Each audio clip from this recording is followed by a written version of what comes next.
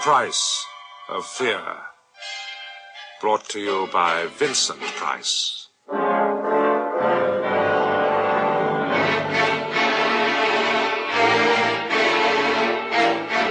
Hello.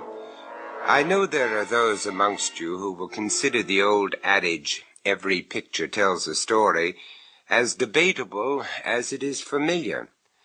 As a lifelong art collector and enthusiast myself, I have often speculated that the story surrounding a picture, the human drama, can prove infinitely more fascinating than any story in paint, trapped within the confines of a frame. And the tale I'm about to tell you, which I've called An Eye for an Eye, will, I'm sure, convince you of the truth of this. Recently, I went to an important sale of Impressionist paintings. The auction room just off London's fashionable St. James was packed to capacity with art speculators from the four corners of the globe. Lot 23, Auguste Renoir, Anemones, oil on canvas 38 inches by 14. An opening bid of 25,000. And 5, 30... 35. Bidding at 35 against you, sir. 40. 45. Thank you. Now standing at 45. Renoir, Monet, Manet, Degas. Each in their turn glowed briefly down at us from the auctioneer's easel, to be knocked down with almost indecent haste, and returned backstage for crating and shipping. Lot 97, Camille. The auctioneer's voice was tiring now. The serious business of the day was over. Lot 98, Study of a Girl. I really couldn't begin to explain why, but I was already halfway through the door when something about that simple announcement stopped me dead in my tracks and made me turn back. Study of a Girl, attributed to Pissarro, unsigned, unauthenticated. Oil on canvas 20 inches by 12, from the estate of the Count Luigi della Santa. Opening bid invited, I think, ladies and gentlemen. Study of a Girl. And there she was, smiling into the gloom of that near-deserted auction room. My old friend, Luigi della Santa, notorious acquisitor of yachts and palazzos and paintings and celebrities. Now here, this, his last prized acquisition, Study of a Girl.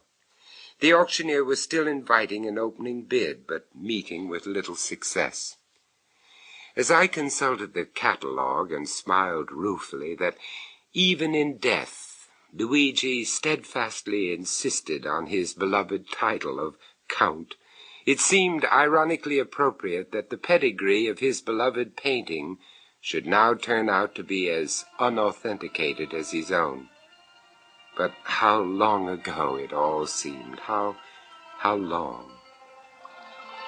Midsummer. I'd just completed a long stint of filming in and around Naples. After the sweltering heat of those studio arcs, Luigi's invitation to spend a few days with him on his yacht, anchored off of Sorrento, would have been eagerly accepted in any event, but I remembered as the launch ferried me across the mirror smoothness of that beautiful bay that it was the prospect of at last viewing Luigi's recently acquired Pissarro that made the invitation totally irresistible. Later, in the cool comfort of the yacht's saloon, I was not to be disappointed. The painting was everything its proud possessor had claimed for it, and perhaps a great deal more. Well, Vincenzo, you like it? Well, it's beautiful, quite beautiful. Of course. You see, Contessa, didn't I tell you that my very good and wise friend would come and that he would like it, didn't I? Yes, Luigi, you did. And now, Vincenzo, you must tell me how much you like it. $5,000 worth? $10,000? Luigi, she's exquisite. Exquisite? Oh, She is perfection. She is the perfection of perfection. She is the perfection of perfection. You're spilling your wine, Caro. And yet, would you believe it, when I tell you, my friend, there are still those dilettantes, those ingrates, those whoremongers who have the gall to insult the intelligence by saying that it cannot be the work of the master. Oh, but Luigi the master did not think fit to sign it. What need for him to sign it, when every line makes a signature? I tell you, this is not a painting. It is an experience. She is alive, vibrant. Oh, such passionate enthusiasm, Luigi. I shall begin to suspect I have acquired a rival. Vincenzo, if you will permit.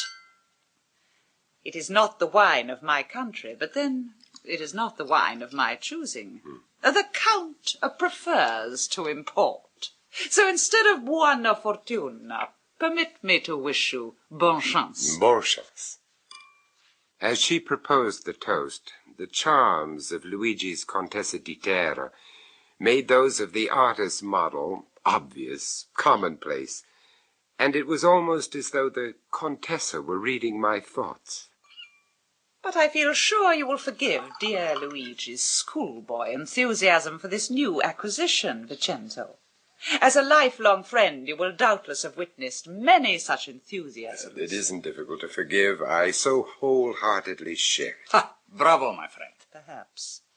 But between you and Luigi, the appreciation has always been different, I think. Oh? How different? Be warned, Vincenzo.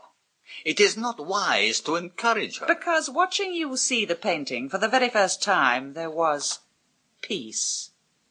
It was not hard to tell that for you the appreciation was for the talent it contained, for the genius. You understood what had been intended and what had been achieved. And for me? Is it not the same for me? Prego, Luigi, permit me to finish. You see, Vincenzo, before Luigi permits me the time to make a point, he is so perfectly demonstrating it. It is not what the painting does inside of him that makes him so determined to possess it.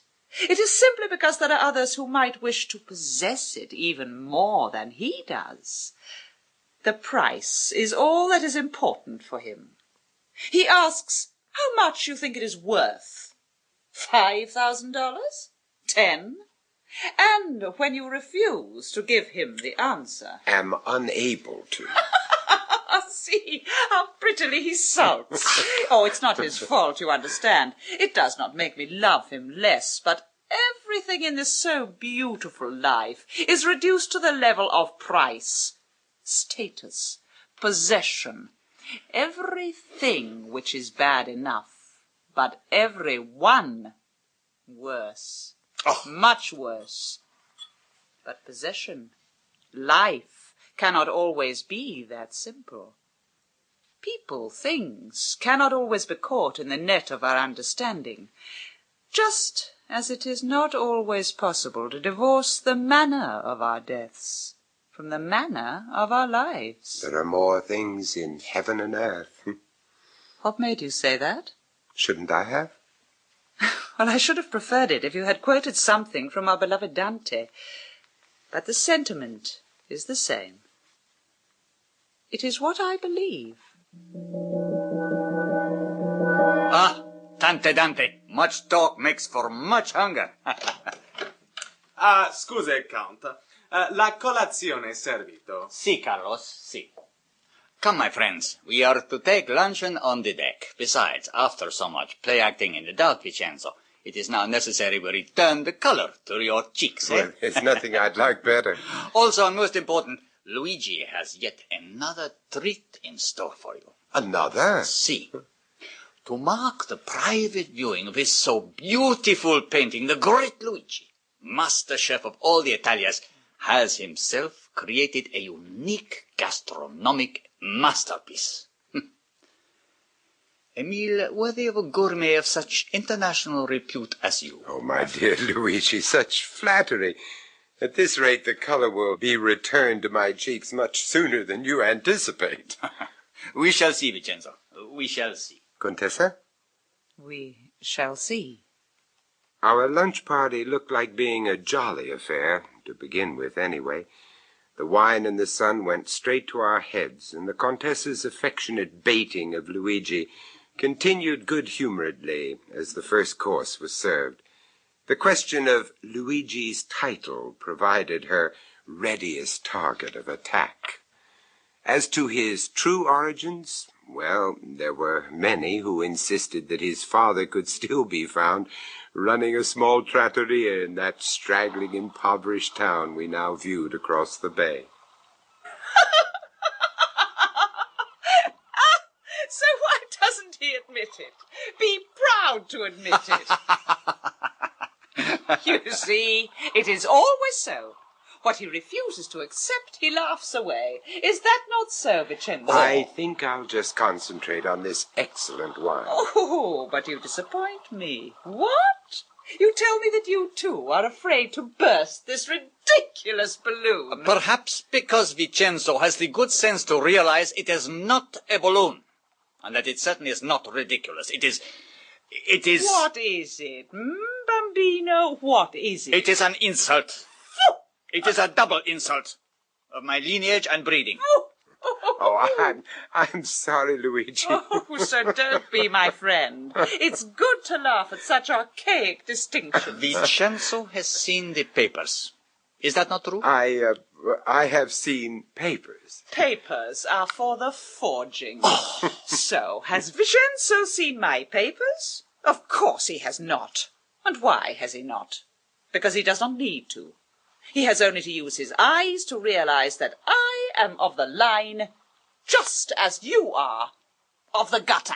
Then why does the Contessa dishonor her line by sitting at my table? Oh, because even a penniless Contessa has to eat somewhere. And like his cook of a father, and his cook of a grandfather before him, Count Luigi still makes the best fish soup in the whole of Italy. True, Caro? True, my father and his father before him made the best soup. Caught, Caro. The Contessa's high praise for Luigi's culinary skills were justified, certainly, whether inherited or not. After a lifetime of experience, I've come to the conclusion that there are only really two kinds of master chef. Those who have spent long years perfecting their skills, and those who have added to this a simple flair, an ability to transform the simplest meal into something near approaching a work of art. But now, my good friends, your attention, your undivided attention, if you please. It is with the greatest pride and pleasure Luigi himself presents to you his own original creation. Oh! Specialité of the house. Vincenzo. Luigi waited. As I peered into the deep, serving tureen he set in front of me, I remember thinking that after the great build-up he'd given it, his specialty of the house turned out to be something of an anticlimax. The ingredients were certainly commonplace enough, served on a bed of rice, a veritable hodgepodge of all the kinds of fish native to the locality, something I'd frequently enjoyed with a bottle of ordinary vino at any harborside trattoria. So, you like it? But now, why don't you look even closer, my friend? He was waiting again, so, simply to oblige him, I did look closer, and then I saw it. A large octopus sat squarely upon its bed of lobster pieces and king-sized prawns. To my best recollection, I'd never seen one cooked whole before, so perhaps this was the special touch my Italian friend had in mind. And then it happened. The creature's great saucer eyes opened and gazed balefully into mine. My God, it was alive. Now he sees. So, how do you like my little beauty? I'm not sure. But I have created a new delicacy. A live delicacy? Alive, Vincenzo. Between us, we will set a new gastronomic trend, you will see. Oh, purists like the Contessa may at first condemn it. A return to marine cannibalism, perhaps, eh? But I tell you, Vincenzo, and you will agree for yourself, that in the gastronomic stakes, a live lobster boat screaming to the boil will prove strictly for the peasant. Now, please. Well, taste it. I'm sorry.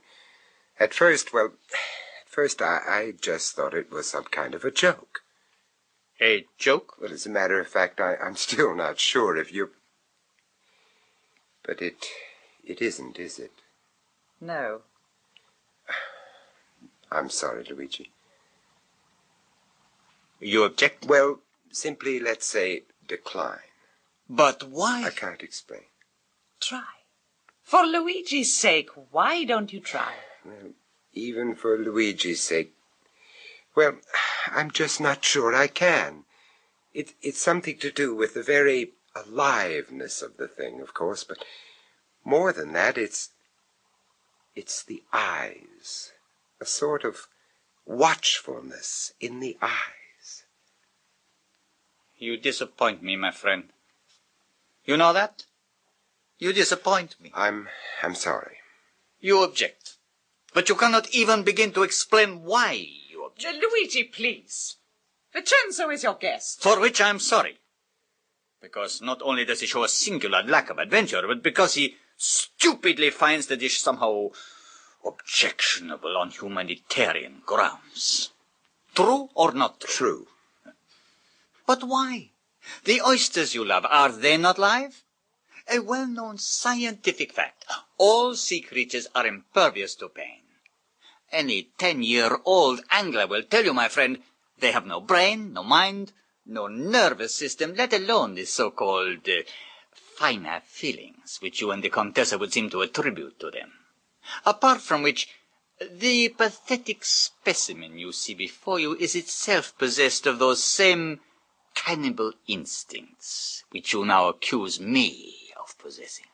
I accuse you of nothing, Luigi. Owl is sucking into the disgusting chasm of its stomach 1,000,000 tiny sea creatures, to first digest, and then spew out the remains which are neither palatable or necessary to its uniquely selfish existence. Except that you have overlooked one thing, Luigi. Huh? We have no way of knowing. In spite of the sworn word of any 10-year-old angler, we have no way of really knowing whether the creature we see squirming in front of us is capable of feeling or not. Knowing, my dear Contessa, what is there to know? Everything. Anything. Simply because, perhaps, it chooses to reveal nothing. We shall never know. Not unless it were possible for one of us to take its place. At this very moment. To be on the receiving end. Permit me to produce the evidence. With a single deft, circular movement of his knife, Luigi removed one of those enormous eyes. The creature attempted vaguely to scale the deep sides of the dish, but at last, realizing there could be no escape, floundered back, stonily regarding Luigi with its one remaining eye. The mucus from its socket mingled now with the rich Madeira of the sauce that had replaced its natural element. Luigi regarded it dispassionately, then flicked the eye on the heavy silver of his embossed plate.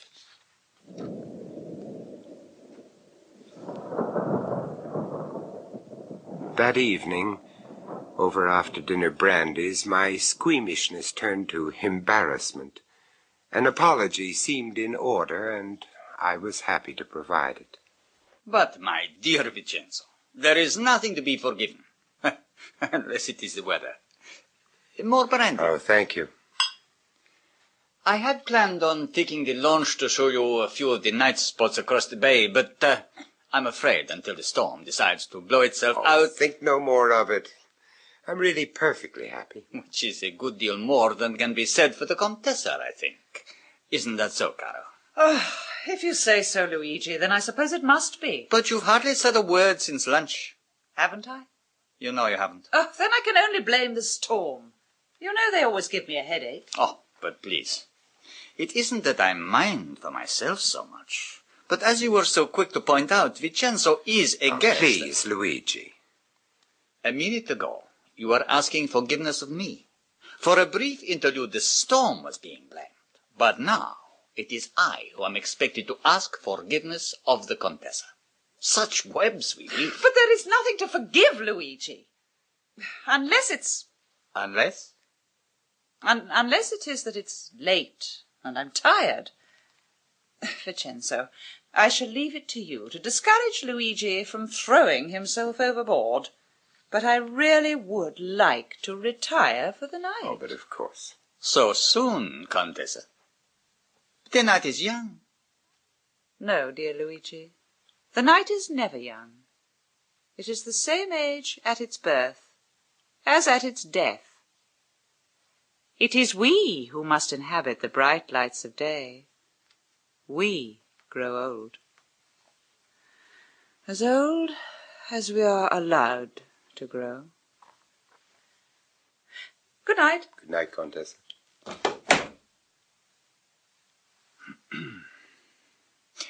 A cigar, perhaps? Oh, I'm sorry, Luigi. I wasn't... Now you're doing it again, my friend. Apologizing for one thing and overreacting for another. Am I? Yes, you are overreacting to my Contessa. But then you have been all day. Well, then I certainly didn't intend to. But found it impossible not to. Well, it is late, Luigi. You see, my friend, the effect she has on us is infectious. Not only the personification of a mood of her own, but the creator of moods in others. Oh, please, I only meant it's been rather a long day. But if you'd rather... No, I insist. Whatever our mysterious lady claims to the contrary, tomorrow is another day. We shall welcome it together. Well, good night, Luigi.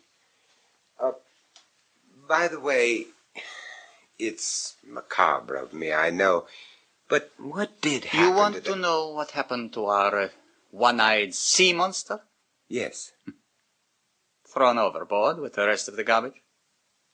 Oh, not out of any finer sense of returning it to its own. I do assure you its remains will attract the other sea creatures. The cycle of cannibalism perpetuates itself. Besides, it makes for excellent fishing. If you promise to get up before noon, I'll get one of the crew to fix us up with a couple of lines. Good night.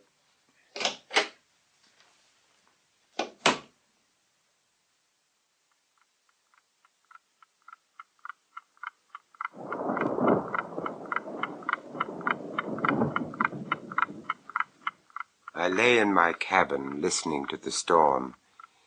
It was strange how deeply Luigi's mood of the evening had disturbed me. The extrovert, arrogant Luigi. And then it had been a long day, so sleep now, gently, gratefully, into sleep. Sleep. Sleep.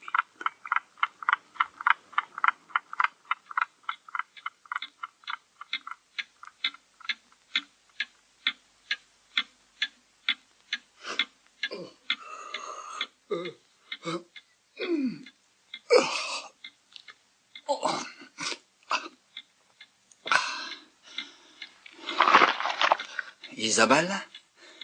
Isabella, mon amore. Is that you? Oh, Isabella, don't tease me.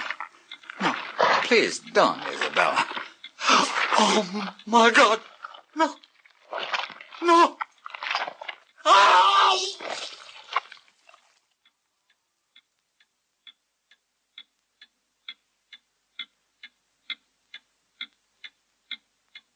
It was the steward, Carlos, who found him.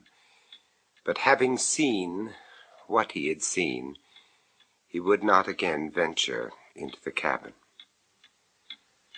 Straddled grotesquely across the bed, in a splatter of torn flesh and blood, was the thing that had been Luigi.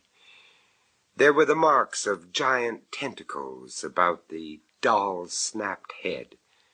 The tongue rolled gigantic from between those swollen purple lips.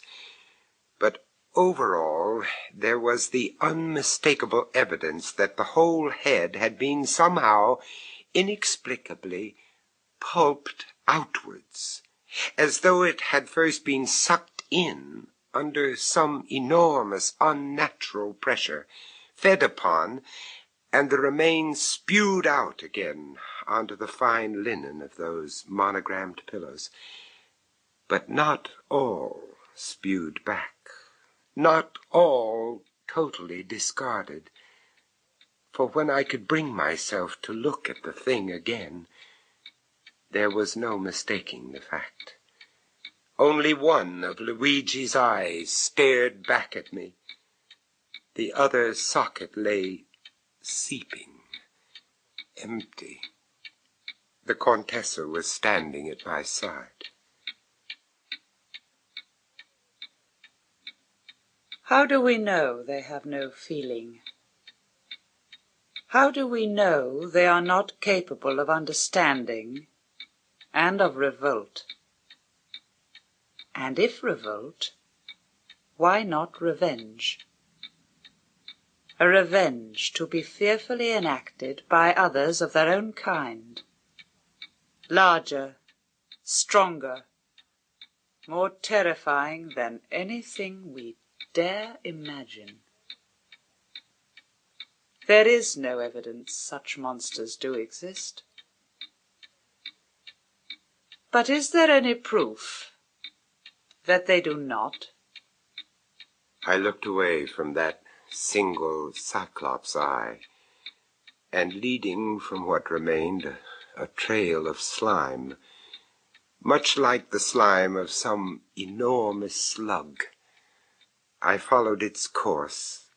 It climbed the French brocade wallpaper, shattered the high chromium finish of the porthole, crossed the deep teak polish of the deck beyond, and from thence it slimed down the hull.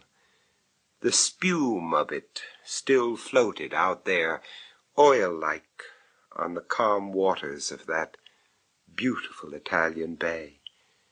Then it descended eternally into the dark depths that lay beneath.